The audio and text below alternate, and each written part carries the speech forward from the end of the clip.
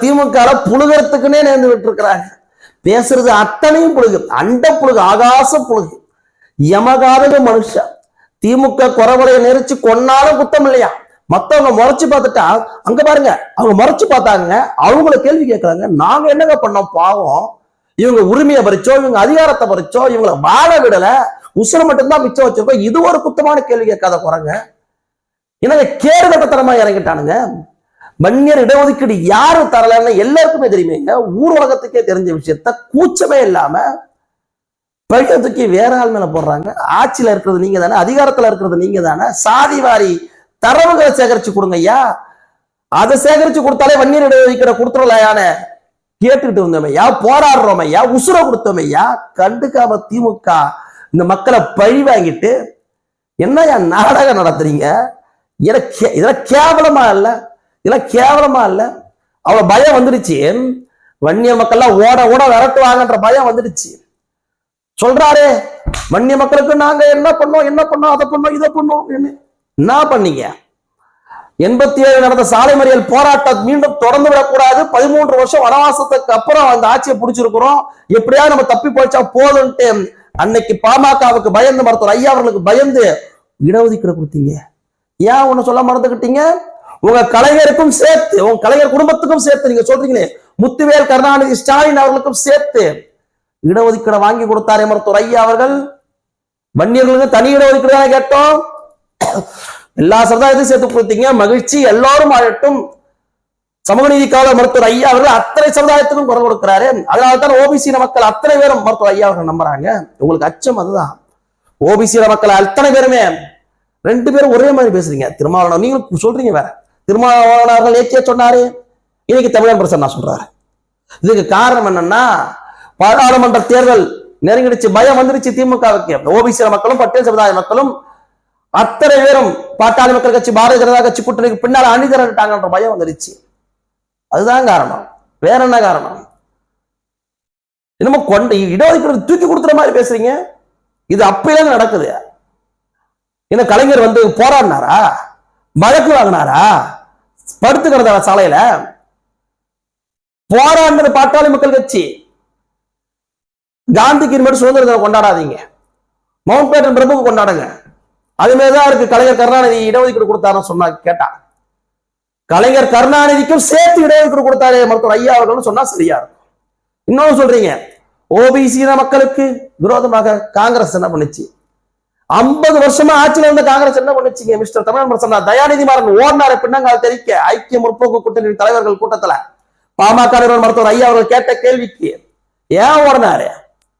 1955 ஓபிசிக்கு இடஒதுக்கீடு கொடுக்கணும்னு ஆணையம் பரிந்துரை பண்ணிச்சு. அப்ப பிரதமராக இருந்தது யாரு? உங்க காங்கிரஸ் கூட்டணியில இருக்கக்கூடிய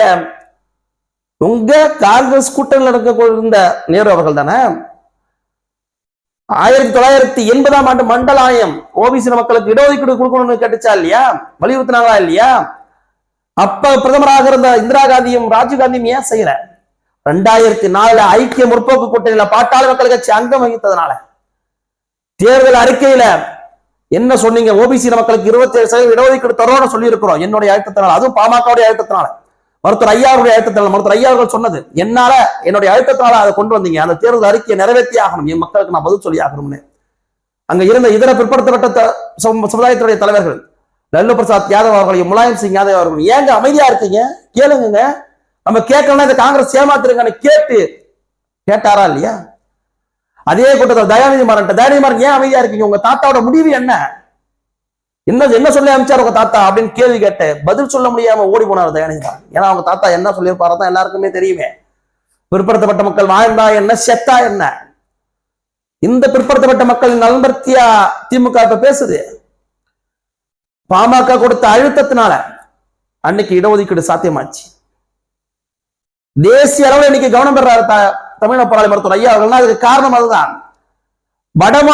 வடமாநில ஊடகங்கள்லாம் பேசுறாங்க. இன்னைக்கு பாரத பிரதமர் நரேந்திர மோடி அவர்கள், பாட்டாளி மக்கள் கட்சியுடைய நிறுவனர் சமூக நீதிக்காக மருத்துவர் ஐயா அவர்கள் அவ்வளவு உச்சி முகர்ந்து மனமகிழ்ந்து மரியாதை செலுத்துகின்ற காட்சியும், கையை உயர்த்தி முதல் பாராளுமன்ற தேர்தல் பொதுக்கூட்டத்துல, இந்த பாராளுமன்ற தேர்தலுக்கான முதல் பொதுக்கூட்டம், அந்த முதல் பொதுக்கூட்டத்திலே நம்பிக்கை கொடுக்கிறார் மருத்துவர் ஐயா அவர்கள். ஆனால் பாட்டாளி மக்கள் கட்சியினுடைய கூட்டணி என்பது தமிழ்நாட்டில் மட்டுமல்ல, தேசிய அளவில் கவனம் பெற்றிருக்கு. காரணம் இந்த ஓபிசி இடஒதுக்கீடு. மருத்துவர் ஐயா அவர்கள் நம்ம கூட்டணியில் இருக்கிறாங்க, வட மாநிலத்து வரைக்கும் தெரியணும். 108 கொண்டு வந்த அன்புமணி ராமதாஸ் அவர்கள் நம்ம கூட்டணியில் இருக்கிறாங்கன்றது வட மாநிலம் வரைக்கும் தெரியும். அது அங்கேயும் தாக்கத்தை ஏற்படுத்தும் என்று பாரத பிரதமர் நரேந்திர மோடி நம்பின காரணத்தினால்தான் பாருங்க 2014, 19, 2024 வரைக்கும் 3 பாராளுமன்ற தேர்தல் பிரச்சாரத்திலும் கூட மருத்துவர் ஐயா அவர்களை இவ்வளவு மரியாதை நிமித்தமாக பாரத பிரதமர் நடத்துவதற்கான காரணம் அதுதான். ஒரு ஓபிசி சமுதாயத்தை சேர்ந்த பாரத பிரதமராக அமர்த்தி வச்சிருக்கக்கூடிய ஒரு கூட்டணியில அங்கம் வகிக்கிறது பாட்டாளி மக்கள் கட்சி. கூட்டுக்கு சேர்த்துக்கிறீங்க திருமாவளவன் அவர்கள் என்ன பண்ணாரு? இந்த ஓபிசி எம்பிசி மக்களுக்கு என்ன பண்ணாரு? மன்னியர் இடஒதுக்கீடு கொடுக்கக்கூடாதுன்னு சமூக நீதி கூட்டமைப்புல போய் பேசிட்டு வந்தாரு. ஒரு சாதிக்கு எப்படி 10 விழுக்காடு கொடுக்கலாம்னு கேள்வி கேட்டாரு. வேற என்ன பண்ணாரு? ஏன் திமுக இந்தியா வரைக்கும் ஏன் இடஒதுக்கீடு கொடுக்கல? இந்த வன்னிய மக்களை ஏன் பழிவாங்குது? நீங்க என்ன இவ்வளவு நேரம் கேரப்பைய கூட்டணி நினைச்சுக்கிட்டு எது வேணாலும் பேசிடலாம்னு நினைக்கிறதா? வன்னியருக்கு இடஒதுக்கீடு வழங்காத திமுக காரன் ஒருத்த உட்காந்து சொல்றான், வன்னியர் இடஒதுக்கீடு பத்தி பேசுறான். ஏன்னா எங்களை வாழ விடாம எங்களை நிற்கதியாக்க விட்டவே திமுக கூட்டம் தானே. நாடகம் நடத்துறீங்க, 1.5 வருஷத்துக்கு ஆணையை போட்டு இன்னி வரைக்கும் அதுக்கான பதில் இல்லை. உங்களுக்கு பாராளுமன்றத்தில் அதுக்கு பதில் சொல்ல முடியும். இப்பயும் சொல்ற மக்களுக்கு இந்த தேர்தலில் நீங்க திமுகவுக்கு தோல்வியை கொடுத்தா மட்டும்தான் அடுத்த 2 வருஷத்துல வன்னியர் இடஒதுக்கீடு பத்தி அவன் சிந்திப்பான். வன்னியர்களுக்கு இடஒதுக்கீடு கொடுத்தே ஆகணும், இல்லைன்னா சட்டமன்ற தேர்தலில் துருத்தி அடிப்பாங்கன்னு அவனுக்கு தெரியும். நீங்க இந்த தடவையும் ஐயோ காசு கொடுக்குறான், கொள்ளடிச்ச பணத்தெல்லாம் 10ல் 1 பங்கை கொட்டி அரைக்கிறான் அப்படின்னு நீங்க நினைச்சு ஓட்டு போட்டுட்டீங்க, உங்க வாழ்க்கை முடிஞ்சுது. ஏப்பா வன்னிய மக்களை காசுக்கு திரிகிற கூட்டம் மாட்டிருக்கான்னு நினைச்சிருவான். புரிஞ்சுக்கிங்க, அவனுக்கு இருக்கிற நினப்பு ஒன்னே ஒண்ணுதான். டிஎன்டி மக்களுக்கு வரவேற்கிறோம். டிஎன்டி மக்களுக்கு சான்றிதழ் 2ஆ வருது, அது 1ஆ கொடுக்கணும். கடைசி நிமிடத்துல தேர்தல் அறிவிப்பு வரக்கூடிய கடைசி நிமிடத்துல ஸ்டாலின் அறிவிக்கிறாரு. இந்த ஸ்டாலின் வன்னியர் 10.5 இடஒதுக்கீடு சட்ட மசோதா எப்படி கடைசி நிமிடத்துல நிறைவேற்றலாம்னு சொன்ன அதே ஸ்டாலின் கடைசி நிமிடத்துல அறிவிக்கிறார். அந்த மக்கள் எல்லாம் சூட வச்சு சத்தியம் பண்றாங்க, திமுக ஓட்டு போட மாட்டோம், அதனால பயந்து அறிவிக்கிறார். ஆனால் வன்னியர் மக்கள் மீது அந்த பயம் வரல. ஏன்? வன்னிய மக்கள்லாம் ஒற்றுமையா இல்ல, இன உணர்வோட இல்ல, சுயமரியாதையோட இல்ல, இந்த இனமானம் காக்க அவங்க தயாராக இல்லைன்னு நினைச்சிட்டாங்களே. எவ்வளவு கேவலமா இருக்கு. இந்த மக்கள் அதற்கு பதில் தர வேண்டாமா? பதிலடி தர வேண்டாமா? இந்த பாராளுமன்ற தேர்தல்ல எங்க போராட வேண்டாங்க, வழக்கு வேண்டாங்க, நம்மளுடைய சந்ததி வேணுமா? இந்த தேர்தலில் ஒரே ஒரு தடவை உங்க ஒற்றை விரலால பதிலடி கொடுங்க போதும்.